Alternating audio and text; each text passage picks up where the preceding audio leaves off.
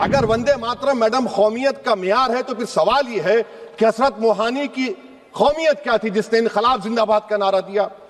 ला इलाहा इल्लल्लाह, नहीं है कोई खुदा सिवा अल्लाह के। और कुरान में अल्लाह क्या बोल रहा, इय्याका नाबुदु इय्याका नस्तईन, तुम मेरी इबादत करो मुझे मानो। आप गाते हैं, हम नहीं गा सकते हैं, इसकी एक वजह है। आप ये चाहेंगे कि हम भी गाए, मुमकिन ही नहीं है। वंदे मातरम सिर्फ अतीत की ललकार नहीं, ये वर्तमान की जिम्मेदारी है। यही समय है कि हम वंदे मातरम को सिर्फ नारा नहीं, नीति और जिम्मेदारी बनाए। बहुत बहुत शुक्रिया आपका कि आपने एक अहम मौजू पर मुझे बोलने का मौका इनायत फरमाया। और बड़े अफसोस की बात है कि बड़ी धूमधाम से हुकूमत की तरफ से इस बात को रखा गया, मगर 30 से ज्यादा एमपी यहां पर मौजूद नहीं है। मैडम, पहले तो मैं वजीर आजम की इस बात की मजम्मत करता हूं और उनको बताना चाहूंगा कि जिना के बारे में उन्होंने जो कहा था, हम तो जिना के सख्त मुखालिफ है, इसलिए भारत को अपना वतन माने। मगर 42 में आपके प्यारे वीर और जिना की पार्टी ने नॉर्थ वेस्ट फ्रंटियर, सिंध और बंगाल में मिलकर हुकूमत चलाई और उस हुकूमत ने 1.5 लाख हिंदू और मुसलमानों को अंग्रेजों की फौज में शामिल कराया ताकि वो लड़े। तो किसी शायर ने अच्छा कहा था वजीर आजम के बारे में कि फरेब देकर जमाने को पारसा ना बनिए, इन्हें कहो कि वो बंदा बने खुदा ना बने, अमीर शहर यही चाहता या हजरत कि हमारी चीख गले में रहे सदा ना बने। दूसरी बात मैडम, हमारे वजीर दिफा जनाब राजनाथ सिंह साहब ने बड़ा ही अजीब व गरीब और तकलीफ दे बात कही उम्मुल मोमिनीन के बारे में और उम्मुल किताब के बारे में। उम्मुल मोमिनीन उनको कहते हैं जो हमारे प्रॉफिट मोहम्मद सल्लल्लाहु अलैहि वसल्लम की वाइफ हैं। वो हम तमाम मुसलमानों की माँ, हम उनको तस्वुर करते हैं, मगर हम उनकी इबादत नहीं करते। हम अपनी माँ की इबादत नहीं करते।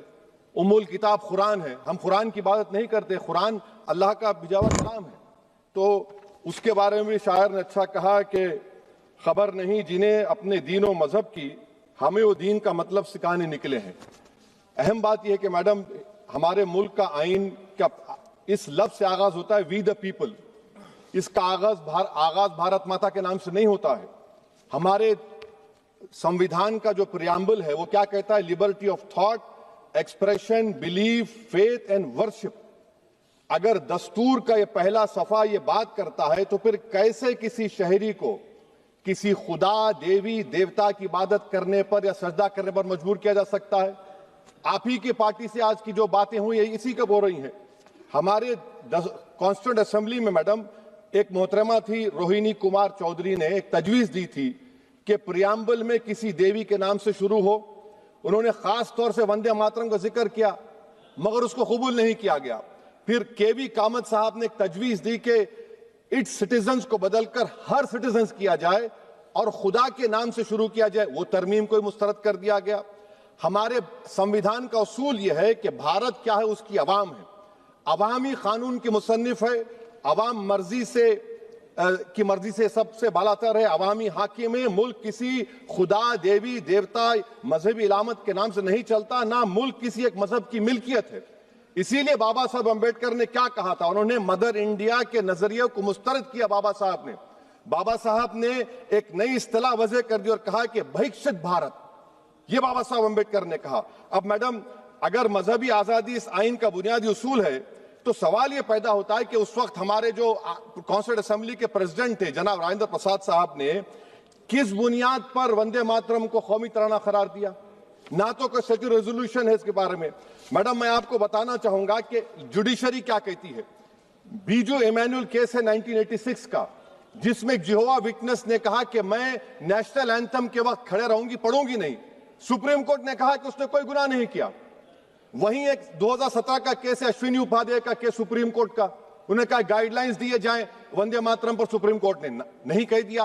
फिर आप आ जाइए madam, prevention of insult act national 1971, इसमें नेशनल सॉन्ग नहीं है, सिर्फ नेशनल एम्बलम और आपका नेशनल एंथम है।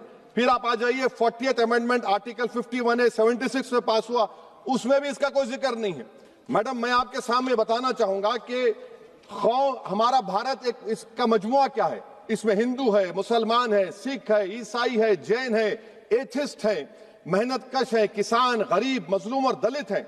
मगर अगर जो तकारीर आज हमने यहां पर सुनी और बाहर जो सुनते हैं, अगर भारत को देवी कहने और उसके आगे सजदा करने तो दरअसल कौम परस्ती को, वतन से मोहब्बत को मजहब में तब्दील कर रहे, और फिर यहां पर बोल रहे कि अगर भारत में रहना है तो वंदे मातरम गाना पड़ेगा। भाई ये तो संविधान के खिलाफ है, सुप्रीम कोर्ट के जजमेंट के खिलाफ है। अगर वंदे मातरम मैडम कौमियत का मियार है तो फिर सवाल ये है कि हजरत मोहानी की कौमियत क्या थी जिसने इनकलाब जिंदाबाद का नारा दिया? अगर यूसुफ मेहरली ने quit India Simon go back का नारा दिया तो उसकी कौमियत क्या थी? अगर हैदराबाद से मौलवी अलाउद्दीन जो मक्का मस्जिद का पहला मुजरिम है काला पानी में, और तूरेबाज खान जो मारकर लाश को लटका दिया गया था हैदराबाद में 8 दिन तक, उसकी कौमियत क्या थी? अगर इनायतुल्लाह काफी जो जिहाद का फतवा अंग्रेजों के खिलाफ दिया मुरादाबाद में, जब उनको 2 दिन में फांसी की सजा दी गई, और जब फांसी की सजा के वो जा रहे हैं तो इनायतुल्लाह मौलाना काफी की जबान पर क्या था? वो रसूलुल्लाह हमारे प्रॉफिट की नात पढ़ रहे थे। क्या पढ़ रहे थे? कोई गुल बाकी रहेगा ना चमन रह जाएगा, पर रसूलुल्लाह का दीन हसन रह जाएगा। तो उनकी कौमियत क्या थी?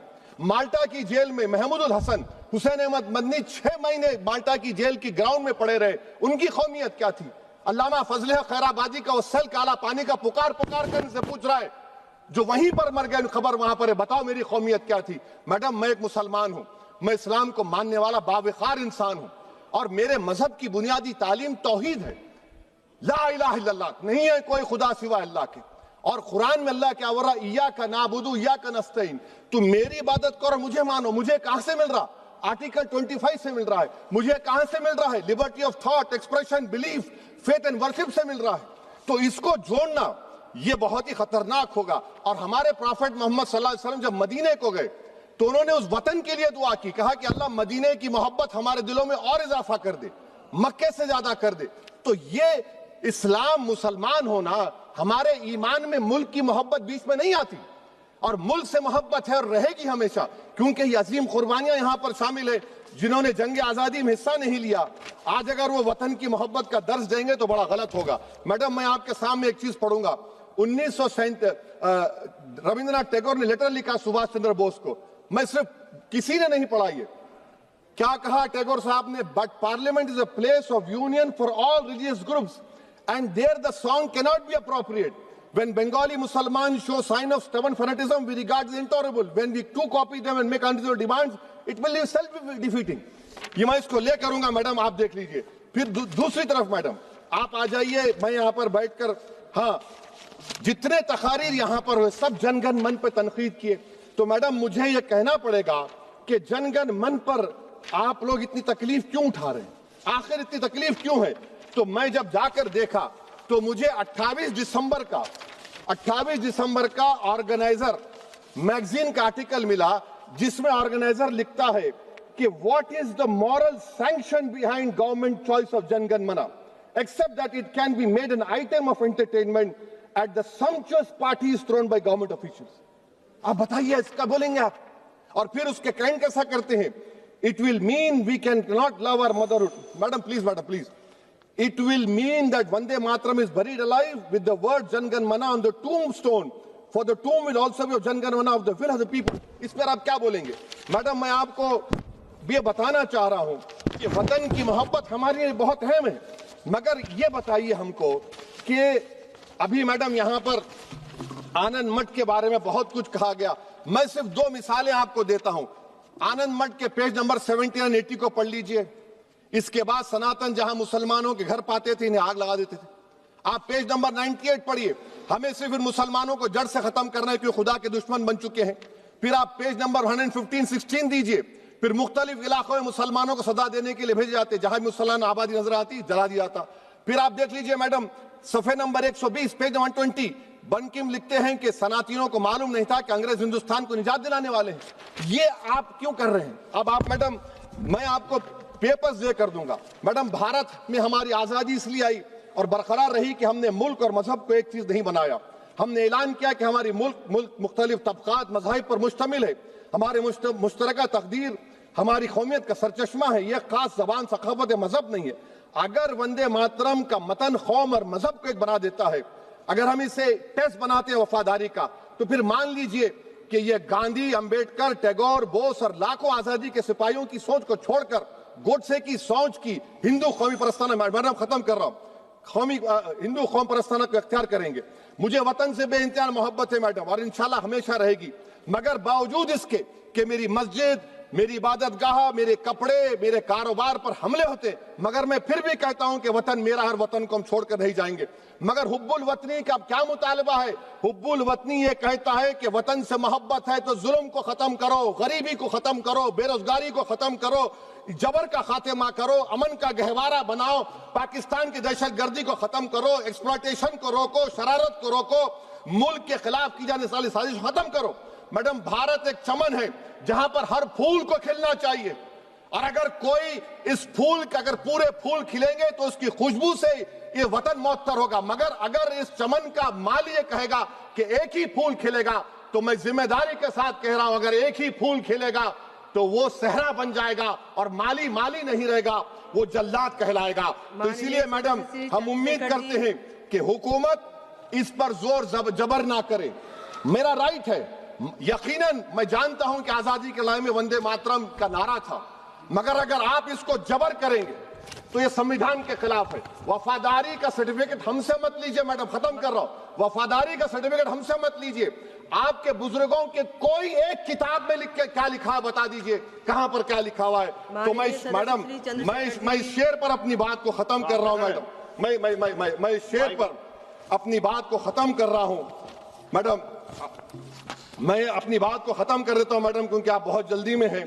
कि भारत जिंदाबाद, हिंदू मुसलमान जिंदाबाद, दलित जिंदाबाद, ईसाई जिंदाबाद, आदिवासी जिंदाबाद, जो किसी खुदा को नहीं मानते वो भी जिंदाबाद, और मैडम सब पिछड़ा सब आ गया इसमें। तो हम उम्मीद करते कि इस रूह को आप समझेंगे, अगर आप सिर्फ अपनी आइडियोलॉजी को लेकर चलेंगे। और आखिर में मैडम, जनाब बंकिम चंद्रा साहब के बारे में मैं आपके सामने डॉक्यूमेंट लेकर रहा हूं कि उन्होंने बीए का एग्जाम पास नहीं किया था, 7 मार्क्स से फेल हो गए थे, ये भी रख रहा हूं। तो आप जिसका लिटरेरी जायंट बता रहे, ये नहीं है। बहुत बहुत शुक्रिया मैडम चेयरपर्सन, बहुत बहुत शुक्रिया इस डिबेट में हिस्सा लेने के लिए जो आपने टाइम दिया। नेशनल सॉन्ग वंदे मातरम पे डिस्कशन हो रहा है सुबह से, और मैं ये समझता हूँ कि इस मुल्क में इस नेशनल सॉन्ग के साथ किसी का ना एतराज़ है, ना कोई दो राय है। एहतराम है हर किसी का इस सॉन्ग को लेके, मगर मसला सिर्फ तब पेश आता है जब जो तकरीरें सुबह से इस तरफ से हुई, बीजेपी की तरफ से और लाइक माइंडेड जो इनकी पार्टीज़ है, जब ये कहा गया कि हिंदुस्तान में रहना है तो वंदे मातरम गाना है। ये कहा गया कि आप तभी इस मुल्क के बाशिंदे हो जब आप ये गाना गाओगे। एतराज तब शुरू होता है। आप वंदे मातरम को नेशनल सॉन्ग मानते हैं, हम सब मानते हैं, आप गाते हैं, हम नहीं गा सकते हैं। इसकी एक वजह है, और उस वजह की आज़ादी हमें इस मुल्क के आईन ने ही दी है। कभी कभार कुछ मामलों में दो चीजों के दरमियान क्लैश होता है, एक नेशनल कॉन्सेप्ट और आपकी रिलीजियस फेथ, और ये यूनिवर्सल है, इटर्नल फैक्ट है, चाहे किसी भी मजहब से कोई भी वाबस्ता हो, मुसलमान हो, हिंदू हो, सिख हो, वो इटर्नल आइडेंटिटी अपने मजहबी अकीदों को मानता है, वो प्रायोरिटी अपने मजहबी अकीदों को देता है। मैं एक छोटी सी एग्जांपल दूंगा। इस मुल्क में सिटीजनशिप छोड़ने की तादाद लाखों में है पिछले कुछ सालों से, उसमें मेजॉरिटी हिंदू धर्म से वाबस्ता लोग हैं जिन्होंने दूसरे मुल्कों में सिटीजनशिप ली और इस मुल्क की सिटीजनशिप को वॉलंटियरली छोड़ा। मगर जब उन्होंने अपनी इस टेम्परेरी आइडेंटिटी को तब्दील किया, नेशनैलिटी को तब्दील किया, क्या उन्होंने अपनी रिलीजियस आइडेंटिटी को तब्दील किया? क्या वो हिंदू से किसी और मजहब में तब्दील हुए? नहीं, उन्होंने टेम्परेरी आइडेंटिटी को तब्दील किया, मगर इटर्नल आइडेंटिटी को उन्होंने थामे रखा, क्योंकि वो उनके लिए इटर्नल आइडेंटिटी है। मजहब, धर्म इटर्नल आइडेंटिटी है, इटर्नल बिलीफ है। हम कल सब चले जाएंगे इस दुनिया से, पासपोर्ट, आधार कार्ड यहीं पे छोड़ के चले जाएंगे। ये जब चले जाएंगे, अपने साथ अपने धार्मिक का जो काम किए हैं वो साथ में ले जाएंगे। पासपोर्ट और आधार कार्ड, नेशनैलिटी अपने साथ नहीं लेंगे। जब मैं इस दुनिया से चला जाऊंगा, पासपोर्ट, आधार कार्ड, ये टेम्परेरी आइडेंटिटी यहीं पे रह जाएगी। मेरी इटर्नल आइडेंटिटी मेरी मजहबी आइडेंटिटी, मेरे मजहब के अकायद मेरे साथ चलेंगे जिस तरह इनके साथ चले जाएंगे, वो इटर्नल आइडेंटिटी है। और जब ये क्लैश सामने आता है तब हमें कॉन्स्टिट्यूशन ही ये आजादी देता है कि आपकी रिलीजियस फंडामेंटल जो फ्रीडम है, आप उस रिलीजियस फ्रीडम को इस मुल्क में कॉन्स्टिट्यूशन के हवाले से उस रिलीजियस फ्रीडम को एक्सरसाइज कर सकते हैं। और वंदे मातरम का जब मसला पेश आता है, जब यह कहा जाता है कि आपको यह जबरदस्ती गाना पड़ेगा, हम तब यह कहते हैं कि आप गाए, हम एहतराम देते हैं। नेशनल सॉन्ग है, हम उसका भी एहतराम करते हैं, उसमें दो राय नहीं है। आप गाए, हम एहतराम के लिए खड़े हो जाएंगे, मगर आप ये चाहेंगे कि हम भी गाए, मुमकिन ही नहीं है, हो ही नहीं सकता है। आप चाहेंगे, अब सब्र करो। सुबह से इतने लोग बोलते आ रहे हैं प्लीज चेयर को एड्रेस करें आप। तो जवाब सुनने का भी मादा रखा करो। आप गाइए, आप बोलिए नेशनल सॉन्ग है, कोई दो राय उसमें नहीं है, मगर हम पे थोपिए मत। कॉन्स्टिट्यूशन इस चीज की हमें आजादी देता है। और आप खुद कहते हैं कि वंदे मातरम गाने की ईजाद ही आजादी के लिए हुआ, बेशक हो। आजादी किस चीज के लिए? आजादी इस चीज के लिए, हिंदू के हिंदू होने की आजादी, और इसी तरह से मुसलमान के मुसलमान होने की आजादी, सिख के सिख होने की आजादी। और वो आजादी आप मुझसे छीन नहीं सकते हैं, किसी भी नाम पे नहीं छीन सकते, किसी भी दबाव में नहीं छीन सकते, किसी भी सिख से उसके मजहब की आजादी नहीं छीन सकते, किसी भी हिंदू से उसकी मजहब की आजादी नहीं छीन सकते, और किसी भी मुसलमान से उसके मुसलमान होने की आजादी नहीं छीन सकते। कोई भी दबाव मुझे मजबूर नहीं कर सकता है। आप गाइए और हमें वो आजादी दे दीजिए। ये मजहबी आजादी मुझे आपसे दूर नहीं करता। वही मजहब जो मुझे ये कहता है कि लकुम दीनकुम वलिय दीन, आपके लिए आपका दीन, मेरे लिए मेरा दीन, जिसको कॉन्स्टिट्यूशन ने आजादी दी ये कह के कि फंडामेंटल राइट है रिलीजियस फ्रीडम। हमारा कॉन्स्टिट्यूशन हमारे कुरान की उसी आयत की तर्जुमानी करता है। 2 मिनट दे दीजिए मैडम। तर्जुमानी करता है कि आप अपने दीन पे चलिए, हमें अपने दीन पे अमल करने की आजादी दे दीजिए। आप ही की तरफ बात जबरदस्ती की है, बात किसी और चीज की नहीं है। और ये डिबेट, मुझे पता है ज्यादा वक्त नहीं मिलेगा, बस 1 मिनट में मैं पूरा कर रहा हूं। और ये डिबेट सिर्फ और सिर्फ इसलिए हो रहा है कि जब हिंदुस्तान का हिंदू हो, मुसलमान हो, सिख हो, इनसे पीने के लिए साफ पानी मांगे, सांस लेने के लिए साफ हवा मांगे, रोजगार मांगे, जब इनसे महंगाई के खिलाफ, महंगाई के बारे में जवाब मांगे, जब इनसे रोजगार मांगे, तब ये सिर्फ ये बोल सके कि रोजगार के बारे में बात मत करो। वो देखो मुसलमान, हमने उसको मजबूर किया वंदे मातरम गाने के लिए। वो देखो मुसलमान, हमने उसकी मजहबी आजादी को खत्म किया। इस आड़ में, मुसलमान को दबाने की आड़ में आप अपनी नालायकी छुपाना चाहते हो और इस मुल्क में राज करना चाहते हो, उसकी कुर्बानी बनाना चाहते हो मुसलमान को। और मुसलमान इस बेगैरती का कुर्बान कभी होगा नहीं। हमने इस मुल्क की आजादी के लिए भी खून दिया है और इस मुल्क में आजादी को बचाने के लिए भी अगर खून देना पड़े हम देंगे। आज हमारे राष्ट्रगीत के 150 वर्ष पूरे होने पर हो रही महत्वपूर्ण चर्चा में गर्व के साथ एक भारतीय होने के नाते मैं अपने विचार रखना चाहती हूँ। सदन में इतिहास को तोड़ मरोड़ कर पेश करके फिर से मुस्लिम तुष्टीकरण के नाम पर भारतीय मुसलमानों को कटघरे में खड़े करने की कोशिश की जा रही है। लेकिन मैं सदन में बताना चाहूंगी कि हम भारतीय मुसलमान जिन्ना के आह्वान को ठुकराकर अपने इस प्यारे वतन की मिट्टी के साथ मजबूती से जुड़े रहे। हमने महात्मा गांधी, बाबा साहब डॉक्टर भीमराव अंबेडकर, रविंद्रनाथ टैगोर जी, सुभाष चंद्र बोस जी, मौलाना अबुल कलाम आजाद, अशफाक उल्लाह खां साहब के विचारों को अपनाया। हम भारतीय मुसलमान इंडियंस बाय चॉइस हैं, बाय चांस नहीं।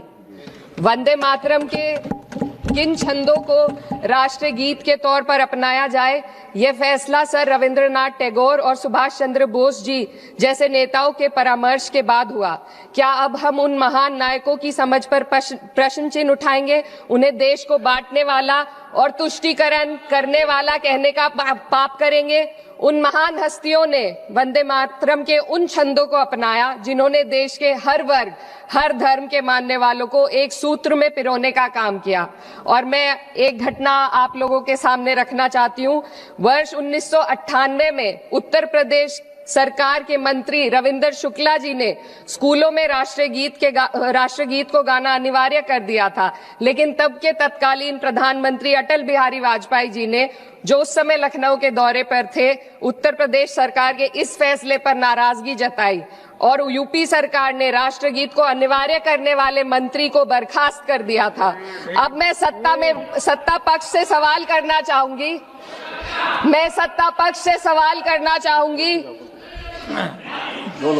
बोलने दीजिए।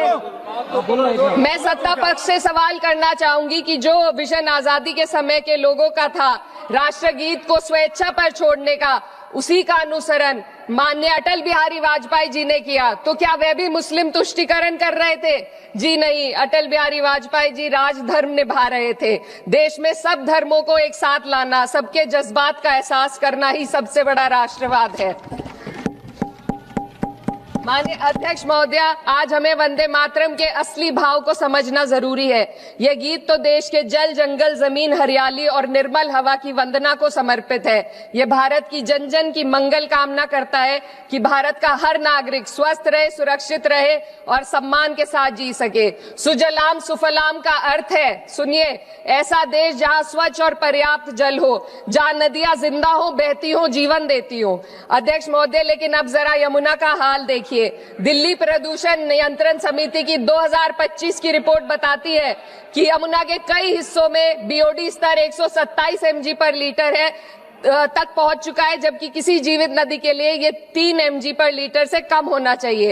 ये सिर्फ नदी का संकट नहीं है, ये किसान का संकट है। नमामि गंगे के नाम पर हजारों करोड़ रुपए खर्च हो गए, लेकिन सच्चाई ये है कि आज भी गंगा और यमुना के किनारे किसान मजबूरी में उसी जहरीली पानी से खेती कर रहा है। वही जहर अनाज में उतरता है और वही जहर किसान की जिंदगी को धीरे धीरे खत्म कर देता है। अध्यक्ष महोदय, जब पानी जहर हो जाएगा तो सुजलाम कैसे होगा? जब किसान बर्बाद होगा तो सुफलाम कैसे होगा? मलयज शीतलम, मलय का अर्थ है मलय पर्वत से बहने वाली ठंडी, सुगंधित, चंदन जैसी हवा जो जीवन देती है, बीमारी नहीं। आज मैं इस सदन से पूछना चाहती हूँ, क्या आज के भारत की हवा मलयज शीतलम है? नहीं अध्यक्ष जी, बस संसद से बाहर कदम रखिए, एक गहरी सांस लीजिए। ये चंदन की महक नहीं, ये जहर है जो आपके हमारे फेफड़ों में उतर रहा है। दुनिया के 20 सबसे प्रदूषित शहरों में से 13 भारत में है।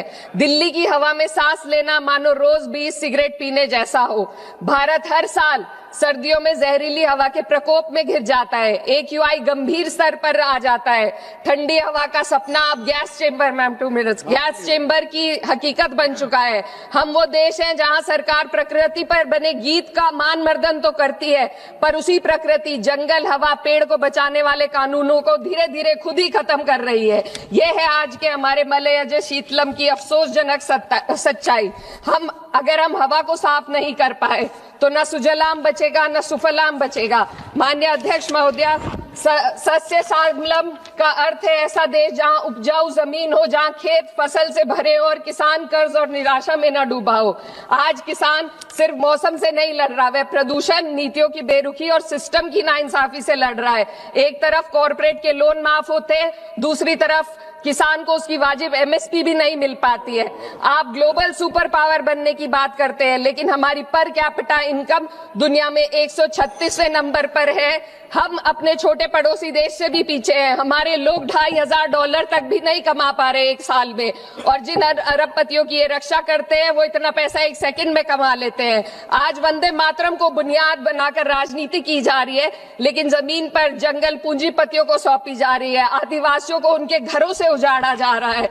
मातरम में जो मात्रा माता है वे सिर्फ मातृभूमि की वंदना नहीं, वे इस धरती की हर नारी, वे इस देश की हर बेटी, हर महिला के सम्मान की बात भी करता है। लेकिन आंकड़े अगर आप देखेंगे, एनसीआरबी की हाल की रिपोर्ट के अनुसार, मैम के अनुसार देश में हर वर्ष लगभग 30,000 से अधिक बलात्कार हो रहे हैं। यानी एक दिन में 80 से अधिक महिलाएं यौन हिंसा का शिकार होती हैं। और ये सिर्फ दर्ज मामले हैं। जब जम्मू कश्मीर की एक बच्ची हिंसक अत्याचार का शिकार होती है, जब सत्ता से जुड़े लोगों पर आरोप लगते हैं और कार्रवाई वर्षों लटक जाती है, जब उन्नाव की पीड़िता लखनऊ के दरबार में इंसाफ को लेकर अपनी जान देने पर आमादा होती है, जब बिल्किस बानो के अपराधी